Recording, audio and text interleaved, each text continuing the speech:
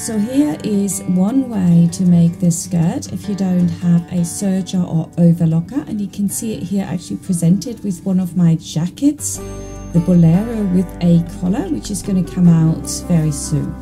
So what you want to do is have all your seams as French seams, and when you have a normal seam, the right sides will be facing. Now we're working exactly the other way around.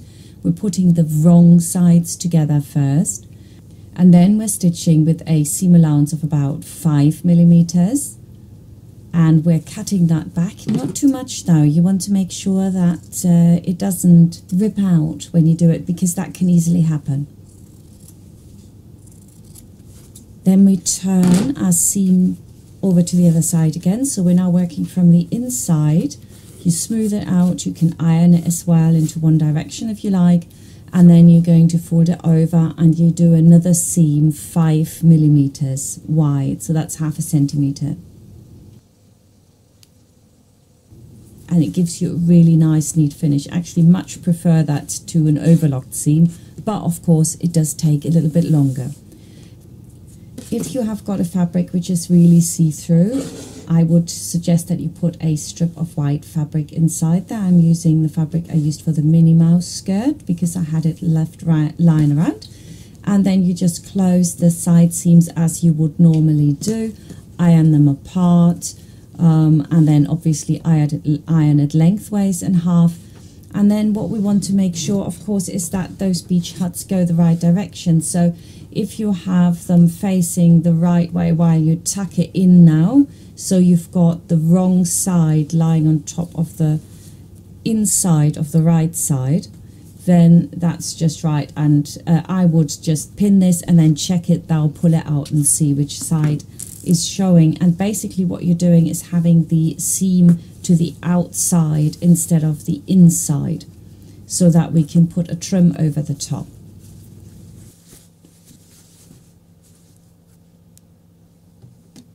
So sew this all the way around and iron it into the skirt, and then we're going to cut this back because depending on what trim I use, whether that's a ribbon or the rickrack, which I'm using, you don't have that much space, you don't want it to peep out, so I've cut it back to about 3 millimeters, and then I'm using a really wide white rickrack to go all the way around it, which covers that unfinished seam, and so it's totally clean.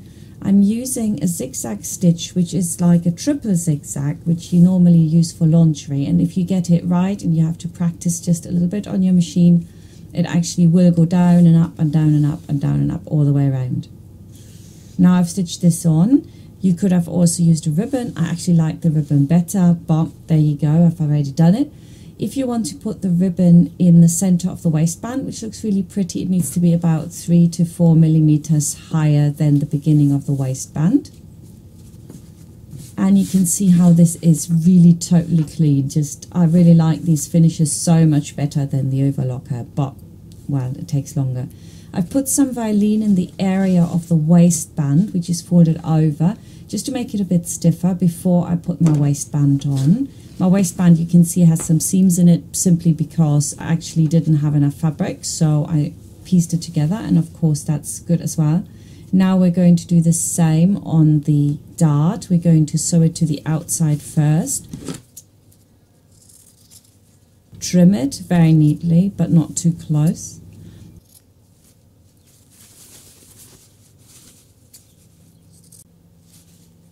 Turn it over, and here actually you can go with presser foot or 1 centimeter. Again, if this is a bit bigger, it's an elasticated skirt. The seam size doesn't really matter too much. So I go straight down again and across as you did with the basic skirt. And it should look like this. And the next step now is to iron those obviously to the side seams again, and then I iron up the seam allowance about half a centimeter, and the center part you will top stitch, because you don't top stitch that when you put your tunnel in. So it's done now, so fold it down, and just to cover that stitch line that you've got, that's where it needs to go. Again, the same as with the mini skirt, you need to actually top stitch fairly close to the edge, and I've done that now to make sure that your elastic fits in. So all that's left now is to put the elastic through. I'm also cutting the elastic this time because I've got the violin to support the whole lot at the ends. And there you go. You've got a really fantastic skirt without using an overlocker, and it does look very couture-ish.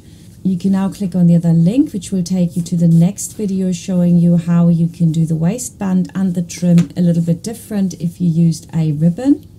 The pattern is available from Etsy.com and Craftsy.com. The link on my website will take you straight to the portal in the right format. As you know, I do my formats in A4 and US letter size, so you can click on that, whichever one you need. If you are in Europe, you want to have the A4. If you're in America, you want to have the US letter size.